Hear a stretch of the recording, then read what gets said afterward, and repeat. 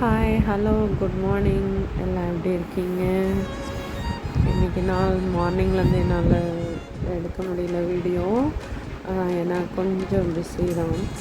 பசங்க 2 பேர் வீட்டில் இருக்காங்க. இன்றைக்கி சாட்டர்டேயில் ஸோ நல்லா பிஸியாக போச்சு. ஆஃப்டர்நூன் வந்து சிக்கன் பிரியாணி எல்லாம் சாப்பிட்டு முடித்தாங்க. ஈவினிங் தம்பி கிளாஸ்க்கு போயிட்டான்.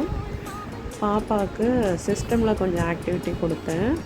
அவங்க எழுதுறதை விட இந்த மாதிரி ஆக்டிவிட்டி ரொம்ப லைக் பண்ணுவாங்க. ரொம்ப என்ஜாய் பண்ணி ஜாலியாக பண்ணிகிட்டு இருந்தாங்க. அப்புறம் ஈவினிங் ஸ்நாக்ஸ் செய்யலான்னு சொல்லிவிட்டு எக்கு வச்சு ஏதாவது ரெசிபி செய்யலான்னு சொல்லிவிட்டு எக் ரெசிபி ஒன்று ரெடி பண்ணியிருந்தேன். அந்த மேடமும் வந்து எனக்கு ஹெல்ப் பண்ணாங்க. அவங்க எப்போவுமே சரி, நான் எது பண்ணாலும் நீ பண்ணுறியாம்மா நான் கேட்பேன், ஓகே மம்மின்னு வந்துடுவாங்க. அவங்க வந்து டிவி ஃபோனை விட இது ரொம்ப இன்ட்ரெஸ்ட்டாக லைக் பண்ணுவாங்க. அப்படி இது இல்லைன்னா அடுத்தபட்சம் டிவி ஃபோனுக்கு போகணுன்னு தோணும். ஸோ முடிஞ்ச வரைக்கும் நான் எந்த வேலை செஞ்சாலும் குழந்தைய வந்து மாமான்னு சொன்னால் வந்துடுவாங்க. எக்கு ரெடி ஆகிடுச்சு. அது எக்கு கூட ப்ரெட்டு வச்சு தான் ரெசிபி. கோதுமை ப்ரெட்டு நான் எடுத்திருக்கேன். அம்மாவுக்கு வந்து பஜ்ஜி போட்டுடலான்னு சொல்லிவிட்டு பஜ்ஜி மிக்ஸும் ரெடி பண்ணிட்டேன். அதில் வந்து எக்கை கட் பண்ணிவிட்டு, அதாவது பாயில்டு எக் தான், அதில் கொஞ்சம் மசாலாலாம் ஸ்பைசஸ் இருந்தால் கொஞ்சம் நல்லாயிருக்கும் போட்டுட்டு ப்ரெட்டை வந்து தண்ணியில் நனைச்சி நல்லா புழிஞ்சு எடுத்துடணும். அதில் வந்து எக்கை வச்சு நல்லா அப்படியே கொஞ்சம் பிடிச்சா கொஞ்சம் டைட்டாக அது மாதிரி பிடிச்சிட்டா டைட் ஆகிடும். அது மாதிரி ரெடி பண்ணி எல்லாத்தையும் ரெடி பண்ணி வச்சுக்கிட்டேன். ரெடி பண்ணி வச்சதுக்கப்புறம் பார்த்திங்கன்னா ப்ரெட் க்ராம்ஸ் வந்து ரெடி பண்ணிக்கணும். ப்ரெட்டு ஒரு 4-5 ப்ரெட்டை போட்டு பொடி பண்ணி வச்சுக்கிட்டேன். மைதா மாவுலேயும் வந்து பெப்பரு, சில்லி எல்லாமே போட்டு வச்சுக்கிட்டேன். இப்போ வந்து ப்ரெட் க்ராம்ஸில் அப்படியே பெரட்டி நம்ம எடுத்து வச்சுக்க வேண்டியதான். சிம்பிள் ரெசிபி தான். கொஞ்சம் ப்ராசஸிங் தான் கொஞ்சம் அதிகம், பட் அதுவும் ஈஸியாக பண்ணிடலாம். அம்மாவுக்கு ஃபஸ்ட்டு பஜ்ஜி போட்டு எடுத்துட்டேன். ஏன்னா அவங்க அது சாப்பிடுவாங்களான்னு தெரியல, டவுட்டில் தான் வந்து எதுவும் செஞ்சேன்.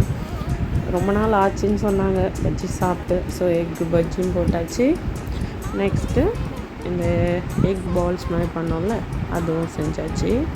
ஸோ நல்லா கொஞ்சம் ஸ்லோ குக்லேயே வச்சு நல்லா கோல்டன் ப்ரௌன் வந்தோடனே எடுக்க வேண்டியதான். பொறுமையாக அதை ஹேண்டில் பண்ணால் தான், இல்லைன்னா ஃபுல்லாக பிரிஞ்சு வந்துடும். மோஸ்ட்லி இந்த மைதா மாவு வரவும் அந்த பிரிஞ்சு வர்றதெல்லாம் வராது. மைதா மாவு போட்டிருக்கோம் இல்லையா, ஸோ அதனால் அவ்வளோதான். எடுத்துடலாம். நல்லா கோல்டன் ப்ரௌன் வந்தோடனே எடுத்துட்டேன். அவ்வளோதான். இப்போ மேடமுக்கு வந்து இது சாஸ் வச்சு கொடுத்தா தான் அவங்களுக்கு ரொம்ப பிடிக்கும். ஸோ அதனால் சாஸ் வச்சு எடுத்துகிட்டு சாப்பிட்டு போகலாமா.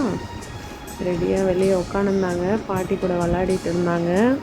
போய் கொடுத்தோன்னே அவங்களுக்கு அவ்வளோ என்னது இது, அவங்களுக்கு சாஸ் வச்சோன்னே ஃபஸ்ட்டு அதுதான் ஓகே அப்படின்னா, அது சூடாக இருக்குதுன்னு கை வைக்கலை, முதல்ல சாஸை தான் நக்கிட்டு இருப்பா. அவளுக்கு அது ரொம்ப பிடிக்கும். குழந்தையில இட்லி தோசைக்கே சாஸ் தான் கேட்பா.